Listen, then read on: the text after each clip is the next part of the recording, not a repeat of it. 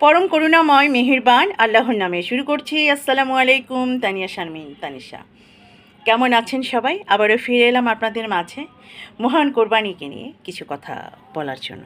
সূরা আল হজ।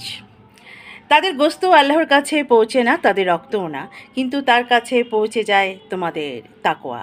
তিনি তাদেরকে তোমাদের জন্য এমনভাবে অনুগত করে দিয়েছেন যাতে তার দেয়া পথ নির্দেশনার ভিত্তিতে তোমরা তার শ্রেষ্ঠত্ব ঘোষণা করো।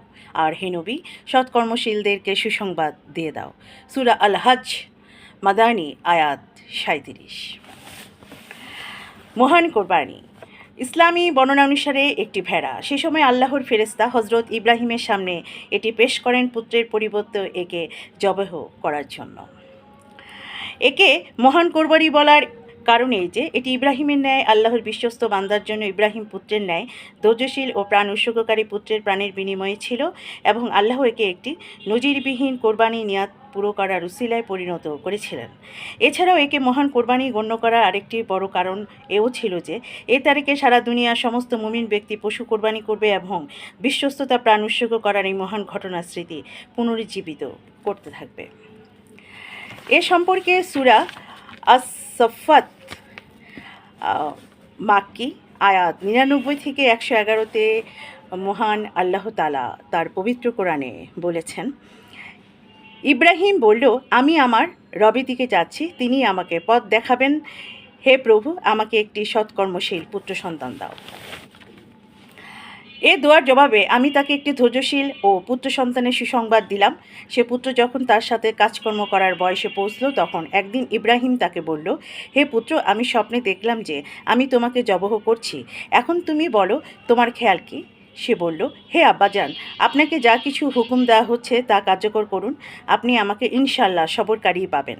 শেষ পর্যন্ত যখন এরা দুজন আনুগত্যের শির নত করে দিল এবং ইব্রাহিম পুত্রকে উপর করে শুয়ে দিল, আর অমনি আমি আওয়াজ দিলাম, হে ইব্রাহিম, তুমি স্বপ্নকে সত্যি পরিণত করে দেখিয়ে দিয়েছ। আমি সৎকর্মকারীদেরকে এভাবেই পুরস্কৃত করে থাকি।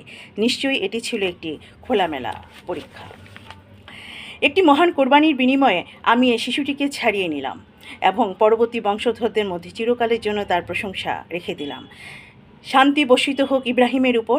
আমি সৎকর্মপরায়ণদেরকে এভাবেই পুরস্কৃত করে থাকি। নিশ্চয়ই সে ছিল আমার মুসলিম বান্দাদের অন্তর্ভুক্ত। হজরত ইব্রাহিম আলাইহিসসালাম স্বপ্নে দেখেননি যে তিনি পুত্রকে জবহ করে ফেলেছেন, বরং তিনি দেখেছিলেন তিনি তাকে জবহ করছেন। যদিও তিনি তার স্বপ্নের এই অর্থে নিয়েছিলেন যে তিনি পুত্রকে জবহ করবেন। এ কারণে তিনি ঠান্ডা মাথায় পুত্রকে কোরবানি করার জন্য একেবারেই তৈরি হয়ে গিয়েছিলেন। আসলে সূরা আল হজ, মাদানী, আয়াত 37-37 আল্লাহ তাআলা পবিত্র কোরআনে বলেছেন, তাদের গোস্ত আল্লাহর কাছে পৌঁছে না, তাদের রক্তও না।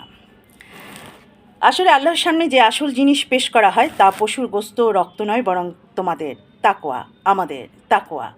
যদি আমাদের নিয়তের প্রতি কৃতজ্ঞতা প্রকাশের প্রবণতা উদ্ধৃত হয়ে খালিস নিয়তে একমাত্র আল্লাহর জন্য কোরবানি করি, তাহলে এই প্রবণতার নিয়ত আন্তরিকতা নজরানা তার কাছে পৌঁছে যাবে, অন্যথায় রক্ত গোস্ত এখানেই থেকে যাবে।